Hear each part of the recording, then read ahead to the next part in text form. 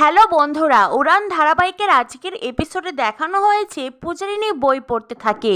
বই পড়তে পড়তে অনেকটা সময় চলে যায়। পূজারিনী বেশ ক্লান্ত হয়ে গেছে। পূজারিনী মহারাজের দিকে তাকিয়ে ভাবে, এ কি রে বাবা, কুম্ভকর্ণ নাকি এখনো ঘুমিয়েই যাচ্ছে? যাকগে, ঘুমালে ঘুমাক। এই বলে পূজারিনী আবারও বই পড়তে চায়, কিন্তু তার আর মন বসে না। তখন পূজারিনী উঠে দাঁড়ায়, মনে মনে ভাবতে থাকে, আজ তো রথযাত্রা, আমি বরং এই পুরো বাড়িটাকে আজকে সাজাবো। তার আগে বরং এই ফুলগুলোকে খুলে ফেলি, তাতে যদি এই কুম্ভকর্ণের ঘুমটা ভাঙে।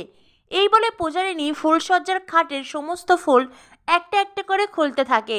তবু মহারাজের ঘুম ভাঙার কোনো নাম নেই।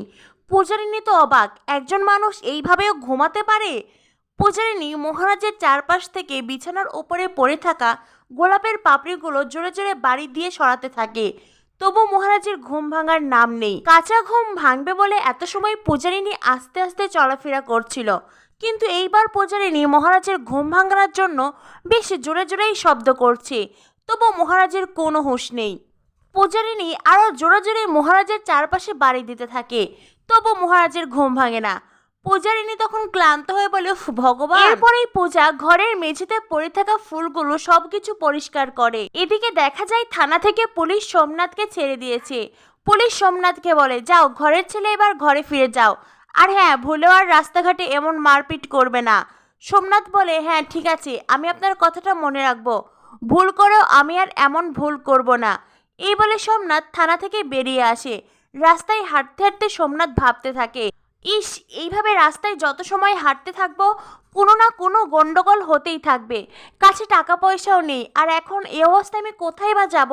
আমাকে যে করেই হোক বাড়িতে যেতেই হবে, আমি মায়ের কাছে যাব, তারপরে যা হবার হবে। এই বলে সোমনাথ হাঁটতে লাগে, আর তখনই হোঁচট খেয়ে আবারও পড়ে যায়। পড়ে যাওয়ার কারণে সোমনাথ অনেকখানি ব্যথা পেয়েছে, তার হাত কেটে একেবারে রক্ত বের হয়ে গেছে। সোমনাথ নিজের কপাল নিজেই চাপড়াতে থাকে আর কাঁদতে থাকে, আর বলে, মা, আমি তোমার কাছে যাব, মা, আমি তোমার কাছে যাব। এদিকে দেখা যায় পূজারিনী খুব সুন্দর করে নিজের হাতে রথ সাজিয়েছে। পূজারিনী মনে মনে ভাবতে থাকে, আমার তো খুব খিদে পেয়েছে, এখন আমি কি করব? যাই, রান্নাঘরে নিশ্চয়ই কোনো খাবার থাকবে। এই বলে পূজা রান্নাঘরে যেতে চেয়েও যায় না।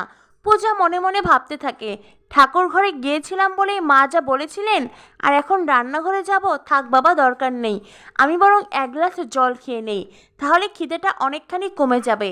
এরপরেই পূজা খাবার টেবিলের ওপরে রাখা জগ থেকে গ্লাসে জল ঢালে, আর এক গ্লাসে জল খেয়ে নেয়। এক গ্লাসে জল খেয়ে পূজা বলে, যাক বাবা, অনেকটা খিদে কমে গেল, যা খিদে পেয়েছিল আমি বরং আর একটু জল খাই। পূজা গ্লাসের পর গ্লাস জল খেয়ে নিজের খিদেটাকে কমানোর চেষ্টা করছে। এদিকে মহারাজের বাবা সবকিছুই দেখছেন। মহারাজের বাবা তখন মনে মনে ভাবতে থাকেন, মেয়েটা সেই ভোর সকালে উঠেছে, আর এখন খিদে মেটানোর জন্য জল খাচ্ছে। না না, আমাকে একটা কিছু করতেই হবে। এরপরেই মহারাজের বাবা রান্নাঘরে যান আর পূজার জন্য নাস্তা রেডি করতে থাকে, কিন্তু পূজা তো সেটা জানে না যে এই নাস্তা বাবা তার জন্যই তৈরি করছে। পূজা রান্নাঘরে উকি দিয়ে দেখে শ্বশুর মশাই টোস্টে বাটার লাগাচ্ছে। তখনই পূজা বলে, আরে বাবা, আপনি কি করছেন? ছাড়ুন, আমি করে দিচ্ছি। বাবা বলেন, না, প্রয়োজন নেই। পূজা বলে, আমি করছি বাবা।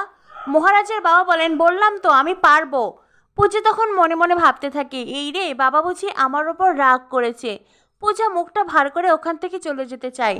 তখনই মহারাজের বাবা পূজারিনীকে বলে, এখন যাও, গিয়ে খাবার টেবিলে চুপটি করে বসো। বাবার কথা শুনে পূজা তো ভীষণ অবাক। মহারাজের বাবা বলেন, কি হলো, যাও বলছি।